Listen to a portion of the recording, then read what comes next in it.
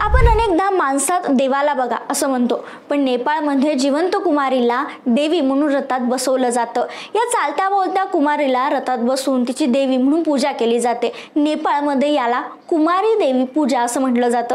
या कुमारी देवीला जमिनीवर पाय ठेवण्याची परवानगी नसते।